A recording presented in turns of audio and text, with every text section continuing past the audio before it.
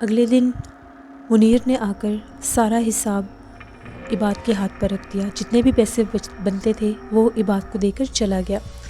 عباد نے وہ پیسے لا کر صباحت کو دیے اور کہنے لگا، آنٹی یہ منیر پیسے دے کر گیا ہے، آپ انہیں سنبھال کر رکھ لیں۔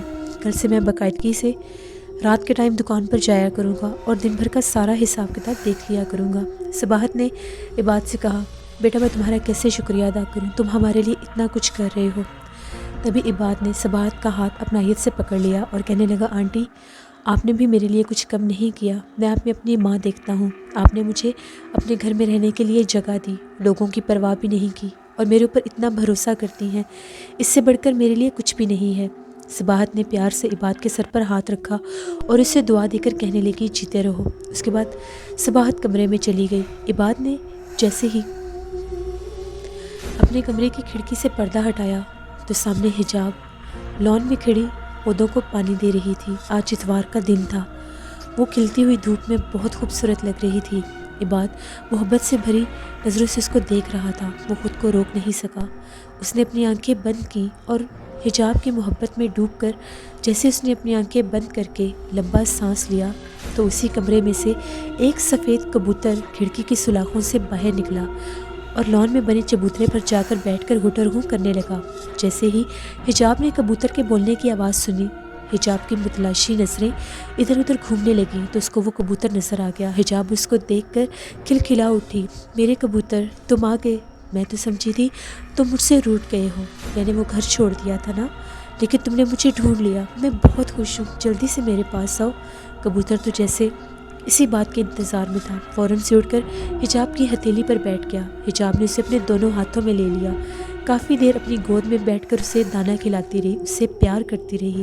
اس کے پاؤں میں وہی گرین کلر کا چھلا تھا جو حجاب نے اسے پہنایا تھا۔ تھوڑی دیر کے بعد کبوتر اڑا اور چبوترے کے اوپر جا کر بیٹھ گیا اور وہاں سے غائب ہو گیا۔ حجاب کپڑے استری کر رہی تھی، تبھی صباحت سے ملنے کے لیے ایک عورت آئی۔ یہ ایک رشتے کروانے والی عورت تھی۔ جیسے وہ آئی، صباحت اس کو لے کر ٹی وی لاؤنج میں بیٹھ گئی اور وہاں پر وہ باتیں کرنے لگ گئی۔ اس عورت نے بتایا کہ حجاب کے لیے ایک بہت اچھا رشتہ لے کر آئی ہوں، لڑکا اکلوتا ہے اور بینک میں اچھی خاصی ملازمت کرتا ہے، ہماری بیٹی حجاب وہاں پر بہت خوش رہے گی، میرا کہنا مانو تو دیر مت کرو۔ صباحت نے کہا، ٹھیک ہے، آپ انہیں کل ہی لے کر ہمارے گھر آ جاؤ۔ اس عورت نے کہا، کل تو نہیں، میں پرسوں لے کر آؤں گی، کل مجھے کوئی کام ہے، اب میں چلتی ہوں، مجھے ایک اور گھر بھی جانا ہے۔ صباحت نے کہا، رک جاؤ، ابھی تو میں نے تمہارے لیے چائے بھی نہیں بنوائی۔ نہیں، میں چائے پھر پی لوں گی، ابھی مجھے دیر ہو رہی ہے، پرسوں میں ان لوگوں کو لے کر آ جاؤں گی۔ ہاں ٹھیک ہے، تم ان لوگوں کو لے کر پرسوں آ جانا۔ جیسے وہ عورت گئی، حجاب کپڑے استری کر رہی تھی، اس نے صباحت کی اور اس عورت کی باتیں سن لی تھی۔ حجاب سر جھکائے کھڑی تھی، تبھی صباحت اس کے پاس آئی اور آ کر یہ کہنے لگی، حجاب بیٹا پرسوں تم اسکول پڑھانے نہیں جاؤ گی، پرسوں تمہیں دیکھنے کے لیے کچھ لوگ آ رہے ہیں، اچھی طرح سے تیار ہو جانا۔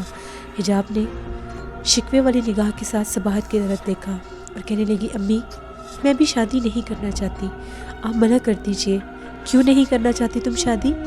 آگے بھی اپنی ضد کے لیے تم نے اتنے اچھے رشتے ٹھکرا دیے ہیں، اب بس کر دو، اپنی قسمت کو ٹھوکر مت مارو، اگر تمہاری عمر گزر گئی تو پھر یہ رشتے بھی نہیں آئیں گے، تمہاری ساری سہیلیوں کی شادیاں ہو گئی ہیں اور ان کے ایک بچہ بھی ہے، آخر کب تک تم یہاں پر بیٹھی رہو گی؟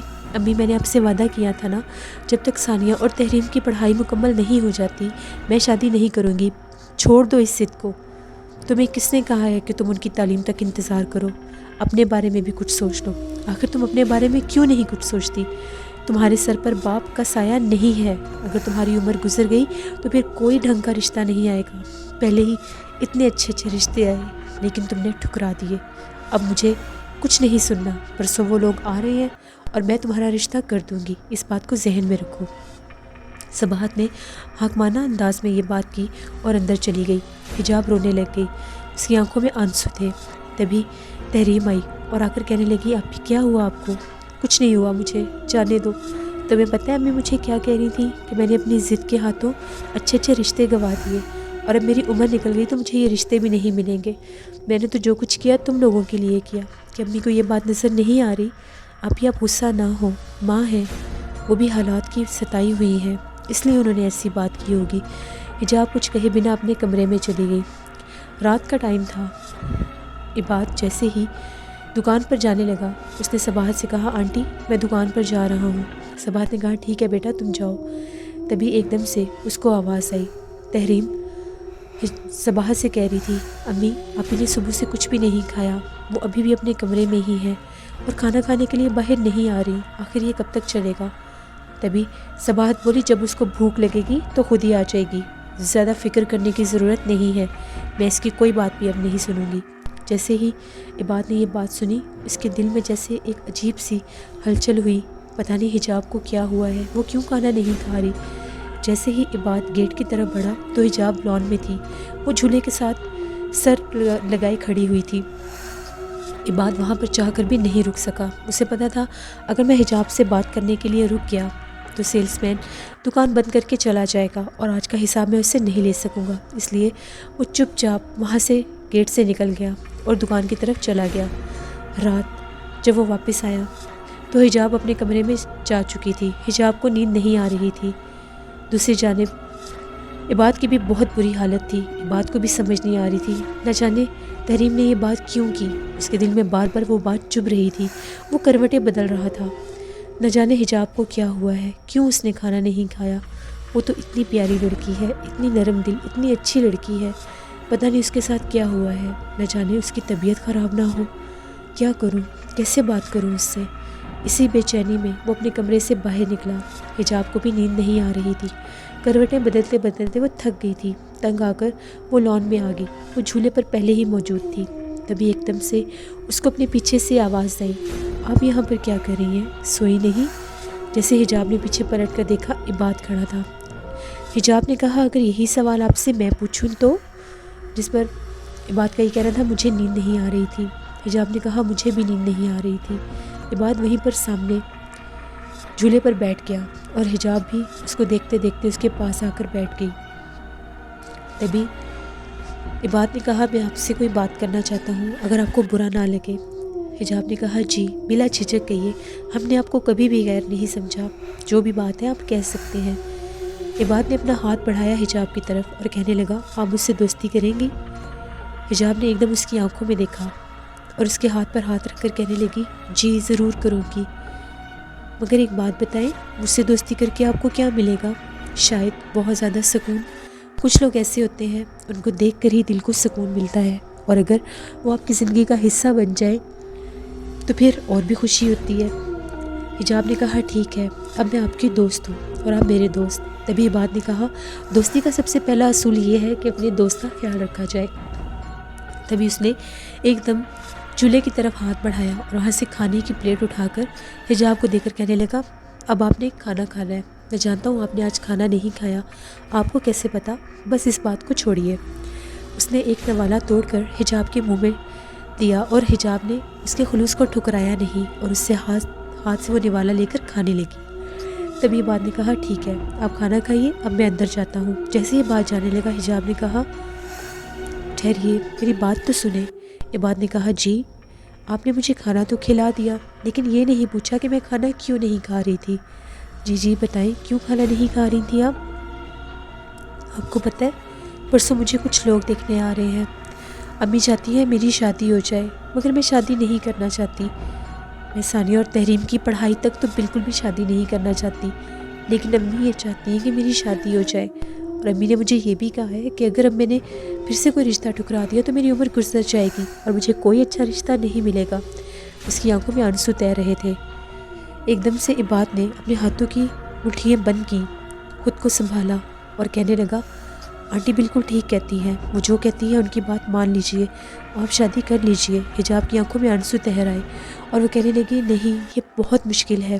عباد کچھ کہے بنا وہاں سے اندر چلا گیا، اس کی حالت بہت غیر ہو گئی تھی، وہ بے پناہ محبت کرتا تھا حجاب سے، اس کے لیے سب کچھ چھوڑ کر آیا تھا، یہاں تک کہ اپنا اصلی روپ بھی۔ تبھی ایک دم پاؤں کے بل وہ زمین پر بیٹھا اور اس نے اتنے زور سے دھاڑنا شروع کر دیا جیسے بھیڑیا دھاڑ رہا ہے۔ حجاب بہت ڈر گئی اور بھاگتے ہوئے اپنے کمرے میں آ گئی۔ صباحت نے بھی یہ آواز سنی کہ یہ آواز تو لان میں سے آ رہی ہے، ہمارے لان میں کون آ گیا ہے، یہ تو کسی جانور کی آواز ہے۔ صباحت بھاگتی بھاگتی باہر آئی، اس وقت تک وہ ہرانے کی آواز تھم چکی تھی۔ صباحت نے کہا، یہاں تو کوئی بھی نہیں ہے، شاید میرا وہم تھا، تبھی اس نے اپنا وہم دور کرنے کے لیے عباد کے کمرے میں جھانک کر دیکھا تو وہ بے سدھ سو رہا تھا۔ صباحت جلدی سے اندر گئی اور اس نے لاؤنج کی کنڈی لگا دی، اور صبح وہی دن تھا جب حجاب کو دیکھنے کے لیے کچھ لوگ آ رہے تھے۔ تقریباً 4 بجے کا ٹائم تھا۔ ساری تیاریاں ہو رہی تھیں۔ تحریم بار بار حجاب کو چھیڑ رہی تھی۔ ارے واہ، بہت سی چیزیں بن رہی ہیں آج تو، کون آ رہا ہے، بار بار اس کو چھیڑ رہی تھی، جس پر حجاب نے اس کو یہ کہا، مجھے ایسے مذاق بالکل بھی پسند نہیں ہے تحریم، بس کر دو پلیز۔ تبھی ایک دم سے ثانیہ بھاگتی بھاگتی آئی اور آ کر یہ کہنے لگی، امی وہ لوگ آ گئے ہیں۔ تبھی صباحت نے کہا، ٹھیک ہے، ان کو ڈرائنگ روم میں بٹھاتی ہوں۔ سنو حجاب، تھوڑی دیر کے بعد تم چائے لے کر آؤ گی، اچھی طرح سے آنا اور آ کر سلام کرنا۔ ثانیہ اور تحریم جا کر ان مہمانوں کو مل آئی تھیں۔ تبھی تھوڑی دیر کے بعد حجاب اندر گئی۔ جب چائے لے کر گئی تو ان عورتوں نے بڑی خوشی کے ساتھ حجاب کی طرف دیکھا۔ حجاب نے انہیں سلام کیا، چائے دی اور وہیں پر بیٹھ گئی۔ ان لوگوں نے کچھ سوال جواب کیے۔ وہ بہت زیادہ خوش تھی۔ حجاب کا بس نہیں چل رہا تھا، لیکن پھر بھی ماں کے حکم کے آگے اس نے اپنا سر جھکا دیا تھا۔ تھوڑی ہی دیر کے بعد ان عورتوں نے کہا، ہم آپ سے کچھ بات کرنا چاہتی ہیں اکیلے میں۔ تبھی صباحت نے حجاب کی طرف دیکھا اور کہنے لگی، جاؤ حجاب، باہر جاؤ۔ حجاب وہاں سے باہر نکل آئی تو صباحت نے کہا، جی۔ ان عورتوں نے کہا، ہمیں آپ کا گھر بہت زیادہ پسند آیا ہے، ہماری خواہش ہے کہ ہمارے بیٹے کا رشتہ یہاں پر ہو جائے، مگر معاف کیجیے گا، ہم جو بات کرنے جا رہی ہیں ہمیں غلط مت سمجھیے گا۔ آپ کی بیٹی کی عمر ہمارے بیٹے سے بڑی ہے، ہمیں آپ کی بڑی بیٹی نہیں بلکہ آپ کی بڑی بیٹی سے چھوٹی بیٹی کا رشتہ چاہیے، ہمیں بالکل بھی انکار مت کریے گا، ہم بہت آس امید لے کر آئی ہیں، ہماری خوش نصیبی ہے اگر آپ کے گھر میں ہمارے بیٹے کا رشتہ ہو جائے۔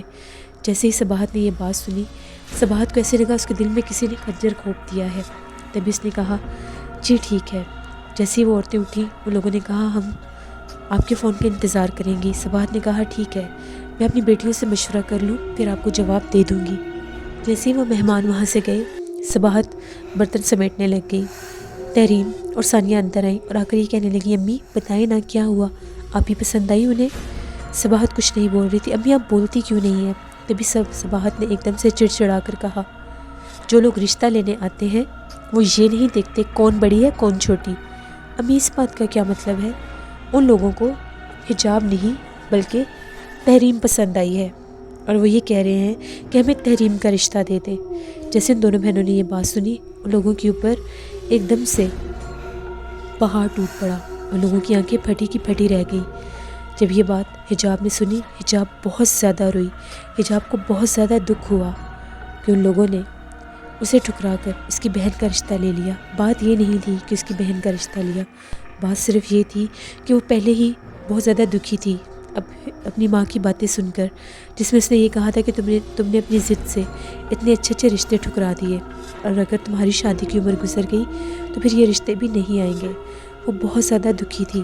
اس نے اپنی امی سے یہی کہا، امی آپ کو جو بہتر لگتا ہے آپ وہ کیجیے، آپ نے میرے آگے رشتے کی بات کی، میں نے سر جھکا دیا، اب آپ کو جو بہتر لگتا ہے آپ وہی کریں۔ تبھی صباحت نے حجاب کا ماتھا چوما۔ تینوں بہنیں اپنی ماں کے پاس بیٹھی تھیں، بہت زیادہ دکھی تھیں۔ تبھی صباحت نے کہا، بس ٹھیک ہے، میں تحریم کا رشتہ کر دوں گی۔ تحریم تمہیں کوئی انکار تو نہیں ہے؟ دیکھو بیٹا، اچھے رشتے کبھی کبھی آتے ہیں، جس کا فرض پہلے ادا ہو جائے۔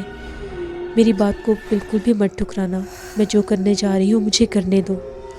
تبھی تحریم نے کہا، ٹھیک ہے امی، آپ جیسے چاہتی ہیں ویسے ہی کریں، لیکن امی اس کی تو تعلیم بھی مکمل نہیں ہوئی، ہوتی رہے گی تعلیم، میں تعلیم کے پیچھے اتنا اچھا رشتہ نہیں گنوا سکتی، وہ لوگ بہت خواہش مند ہیں۔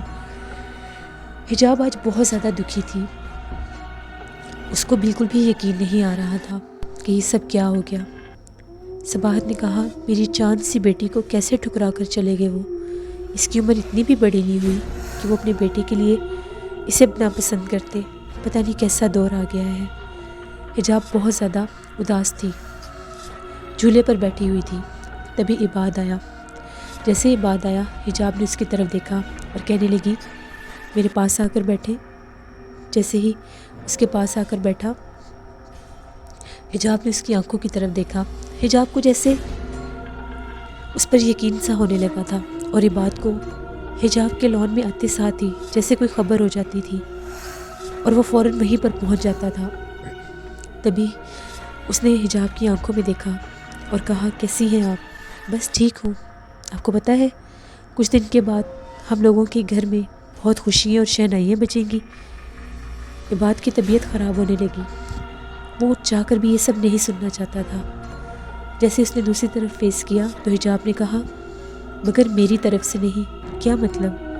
جی ہاں، جو لوگ آئے تھے ان کا یہ کہنا تھا کہ ان کو میں نہیں بلکہ تحریم پسند آئی ہے۔ میری عمر ان کے بیٹے سے بڑی ہے، اس لیے امی نے تحریم کا رشتہ طے کر دیا ہے اور اب میری نہیں تحریم کی شادی ہو رہی ہے۔ عباد کے دل کی تو جیسے دعا پوری ہو گئی۔ تبھی عباد نے کہا حجاب آپ دل چھوٹا مت کریں، آپ بہت اچھی ہیں، آپ بہت پیاری ہیں، آپ کی قسمت بہت اچھی ہے۔ حجاب نے عباد کی آنکھوں میں جھانکتے ہوئے کہا میں آپ سے ایک بات کہوں، کبھی بھی میرا ساتھ مت چھوڑیے گا، ہمیشہ میرا ساتھ دینا۔ میں جب بھی آپ کو دیکھتی ہوں مجھے اپنائیت کا احساس ہوتا ہے۔ عباد نے حجاب کی طرف دیکھا اور کہنے لگا میں آخری سانس تک آپ کا ساتھ نبھاؤں گا، چاہے کچھ بھی ہو جائے۔